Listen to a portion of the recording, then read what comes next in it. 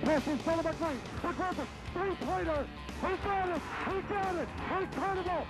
Tough pass, but he makes it to Williams. Here's Fisher for three. Derek Fisher hitting the three. Out of Stockton, Jazz run. Stock to the middle. To Shannon Anderson. Hammered up. The young rookie. Ball is tipped. Memo catches, shoots it, and hits. Money man. Stockton, dive, hang it up. It's good. The Jazz win it. Back to the mailman. They drive home. And can score it. Karl Malone. There are numbers 10 through 5 in our countdown. Now we're on to the final four. It's time for the fourth greatest moment in Utah Jazz history, as voted by Jazz fans. Karl Malone passing an all-time great in the record book and cementing his legacy as perhaps the best power forward of all time. Enjoy.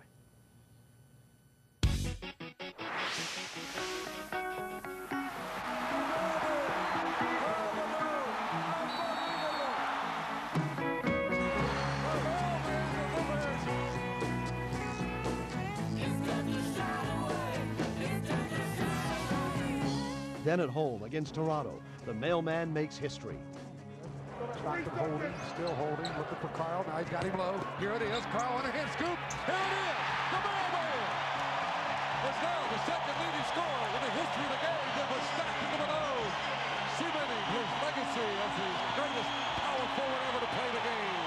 And they're on their feet at the Delta Center.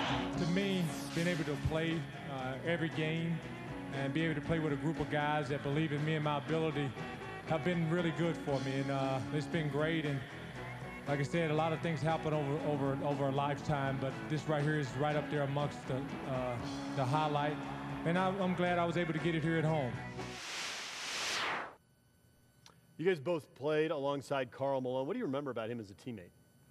Well, I'm a little biased, but I had a chance to play with Karl and against him. I'm glad I had a chance to play with him at the beginning of his NBA career, because I remember the country boy that came in here and was just, he was shooting air balls from the free throw line, but he was a sponge because he developed. He learned from guys, like hopefully myself, guys like Adrian Dantley, on how to become a pro, because people did not believe in him prior to him coming out of college. The late draft, I think he was like the 13th pick, but he developed into, I think, the greatest power forward ever played. I agree, and I think the biggest thing with Karl was work ethic. The fact that with the talent he had, there are a lot of guys with that kind of talent that never progressed. Just that they're so good they stay that way.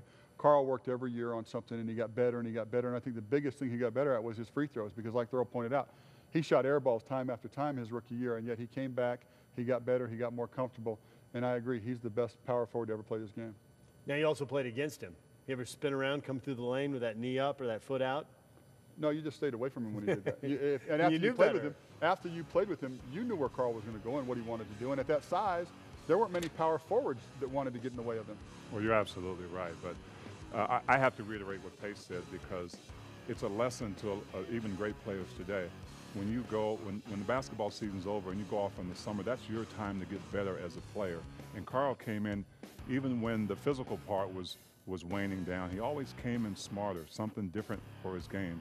And it was more pounding in the early parts of his season, and he developed that turnaround jump shot, a face-up jump shot. So he always came in with something different and was a smarter player.